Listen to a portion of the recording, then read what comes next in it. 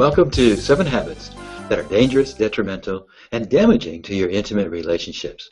Dr. Tony Victor here, and I'm so glad that you found me here today. Today we're going to be taking a look at that 6th habit, master talk. Father Knows Best was a very popular TV show in the 1960s. And the title of that show, Father Knows Best, really embodies the spirit of master talk.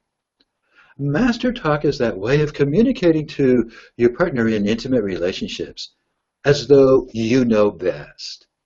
It's that way of communicating to your partner that communicates to your partner that when you say things like, you need to, and then fill in the blank, or you should, those are ways of communicating to your partner using master talk. Sometimes we might say something like, well, I'll let you, or you go first. And we give our partner instructions or orders. Those are all ways of creating master talk in your relationship. Now, usually, and in most relationships, it's been my experience, that it's very unintentional. And we're not even aware of when we're using master talk as a way of communicating with our partner. And that fact that it's unaware, that it's unintentional, and that we're not aware about it is what makes it such a dangerous and detrimental and damaging habit to our relationships. Because it's probably the most subtle of the 7 habits. We don't even know that we're doing it when we're doing it. And yet at the same time, what happens in that way of communicating, in a very subtle way, we begin setting up a hierarchy in our relationship, where our relationship takes on the characteristic of a slave-master type relationship, or of a boss-employee type relationship, or of a parent-child relationship. Now, in those types of relationships, there's a hierarchy, and the two people are not equal. And in a relationship, when both partners do not experience themselves as equal parts of the relationship, that is what it creates the bar to that deeper sense of intimacy, that sense of openness, and that sense of connection. And so master talk itself is a very subtle ways that we sabotage our own relationships and our own journey in creating the relationships of our dreams. So my gift to you today is that I would like to give you a 4-step process to help you to begin to identify and eliminate master talk in your relationship and to replace it with a much healthier way of communicating with your partner. Replacing it with a way that opens the door to openness and intimacy, and that is taking in consideration your partner's feelings, thoughts, and needs. The first step of eliminating this dreadful habit is to become aware of the possibility that you may be using master talk in the way that you communicate with your partner. And so the first step is just to do a little reflection, a little bit of soul searching in here.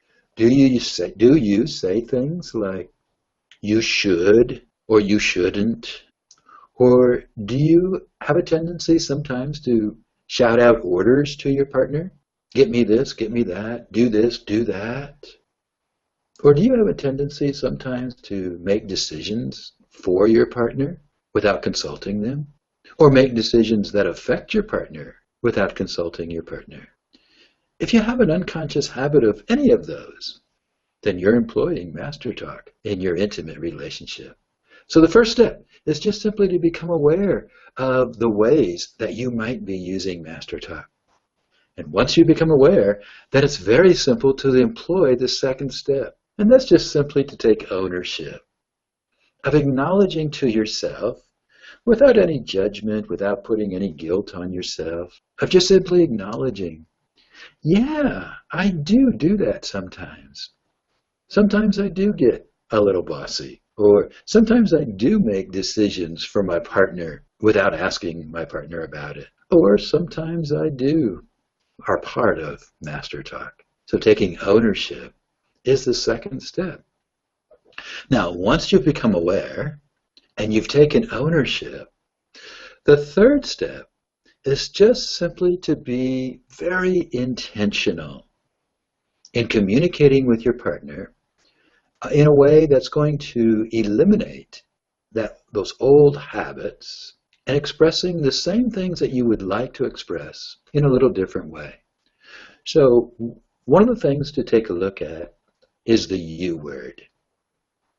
You need to do this is expressing the you word, focusing on your partner. So a way to shift that around is just simply, when you take ownership, is to express what you would like. So instead of saying to my partner, you need to do this, I might make a request. One of the things that I would like, or one of the things that would be very helpful for me, is if you could, and then make the request. Rather than making it a command or demand, make a request. So whatever it is that you find yourself doing that you might consider master talk, shift it around and look inside of yourself. And how can you shift that to a request? How can you shift it to an invitation? For example, you go first might be master talk. I'm making a decision and I'm giving my partner an order. An invitation is, would you like to go first? You see, I'm just shifting that around and being curious rather than giving an order. Now, the fourth step is really the most fun and the step that really helps create the most connection, the most openness, and the most intimacy in your relationship. Once you become aware and you take ownership and you become intentional to change that habit, the fourth step is to open that up to your partner and ask your partner for some support. Let your partner know that I've become aware that sometimes I talk to you in a way that doesn't really consider you. I use master talk sometimes. I tell you what to do, or I make decisions for you. And I'm really going to be intentional for the next 30 days to really try to be aware of when I'm doing that and not do it, but replace it with a little different way of communicating. What I would like is if you could help me to do that. And so I would like for you to let me know when you feel like I'm talking to you like I'm your boss, or I'm your parent, or like I'm the master and you're the slave. And just let me know how that feels to you, what it's like to you. And I really want to place attention on my intention to no longer use master talk. So what if you were to take this four-step approach? Imagine creating the relationship of your dreams. Imagine where your relationship would be 6 months or a year from now. But what if you continue to use master talk and you're not even aware of it? What if you continue to do nothing? Where might your relationship be 6 months or a year from now?